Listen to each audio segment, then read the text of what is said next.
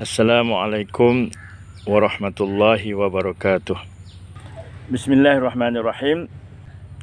Kemajuan zaman Nabi Sulaiman alaihissalam. Allah Subhanahu wa taala menceritakan kemajuan zaman Nabi Sulaiman ketika baginda memerintah di Damsyik, di Syam, di Syria sekarang ini.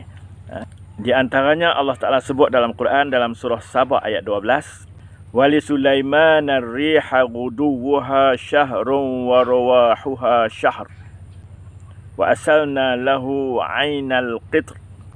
Wa minal jinni man ya'malu bayna yadayhi bi'izni rabbih. Wa man yazigh minhum an amrina nuziqhu min azabis sa'ir. Dan kami kurniakan kepada Nabi Sulaiman alaihissalam kuasa menggunakan angin untuk perjalanannya. Sepagi perjalanannya menyamai perjalanan sebulan orang biasa.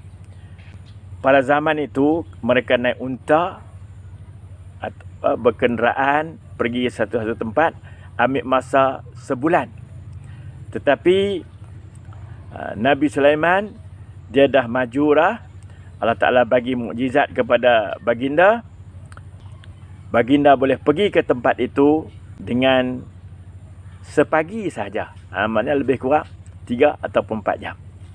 Dan sepetang perjalanannya menyamai perjalanan sebulan orang biasa. Pagi 3 jam ataupun petang 3-4 jam juga. Jadi tuan-tuan, ini di antara kemajuan yang ada pada Nabi Sulaiman, mukjizat yang ada pada Nabi Sulaiman, di mana Nabi Sulaiman boleh pergi satu tempat dengan cepat sekali. Dalam tafsir Ibn Katsir mengatakan bahawa baginda bawa dalam kata kotak kayu lah, kotak kayu. Dalam tu ada unta, ada kambing, ada makanan-makanan dan ada penolong-penolong tentera-tenteranya. Maknanya naik kotak besar lah, macam kapal terbang lah. Macam kapal terbang. Macam kapal terbang lah. Kalau atas tikar terbang terpelantin habis lah benda-benda tu. Wa asalna lahu aynal qitr, dan kami alirkan baginya air dari tembaga. Ayat baik dah ada lah zaman Nabi Sulaiman alaihissalam. Wa minal jinni man ya'malu baina yadayhi biizni rabbih, dan sebahagian dari jin bekerja di hadapannya dengan izin Tuhannya. Jadi kerja-kerja buruh kasak ni dilaksanakan oleh jin untuk membuat bangunan-bangunan dan macam-macam lagi lah. Jin-jin yang menyeleweng dari perintah kami rasakan azab api neraka. Jin-jin yang tak mau ikut perintah Nabi Sulaiman alaihissalam. Surah Sabah ayat 12. Kemudian Allah berfirman lagi, ya'maluna lahu ma yasha'u min maharib wa tamathil wa jifanin kal jawab wa qudurir rasiyat i'malu ala Dawud syukra wa qalilum min ibadiyasy syakur. Jin-jin itu membuat untuk Nabi Sulaiman apa yang dikehendakinya. Jin-jin ini dia buat apa yang diperintahkan oleh Nabi Sulaiman alaihissalam, iaitu bangunan-bangunan yang tinggi, patung-patung hiasan yang besar.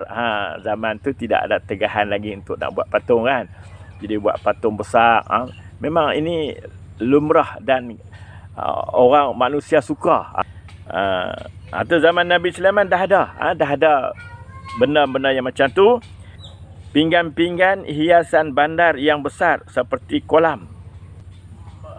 Hiasan bandar tu kadang-kadang orang buat teko besar, orang buat kawah besar.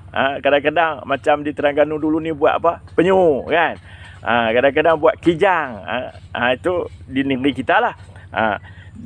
Zaman Nabi Sulaiman dah ada pinggan besar. Seperti kolam besar dia tu. Macam kolam Allah Ta'ala kata. Atau periuk-periuk besar yang duduk atas tungku, bukan masak, hiasan saja. Itu dia ada kemajuan yang ada dalam era Nabi Sulaiman alaihissalam. Dan kami perintahkan kepada Sulaiman, beramallah kamu wahai keluarga Daud. Nabi Sulaiman ni anak Nabi Daud alaihi salam. Maka Allah Taala kata, buatlah amal. Buatlah kemajuan pembuat, dan buatlah amal yang soleh. Buat yang amal soleh. Sebagai bukti kamu bersyukur kepadaku. Jadi kita ni, di antara bukti syukur ni ialah kita taat kepada Allah. Allah Ta'ala bagi nikmat kita, sihat tubuh badan, rezeki yang banyak, boleh makan, macam-macam lah, anak apa semua tu. Jadi kita bersyukur. Di antara bersyukur tu, tanda-tanda syukur tu ialah melaksanakan perintah Allah. Kita sembahyang, kita puasa, kita tutup aurat, kita sedekah dan macam-macam lah amal-amal soleh. Wa qalilum min ibadiyasy syakur. Sesungguhnya sedikit sekali di kalangan hamba-hambaku yang bersyukur. Surah Sabah ayat 13. Wallahu a'lam.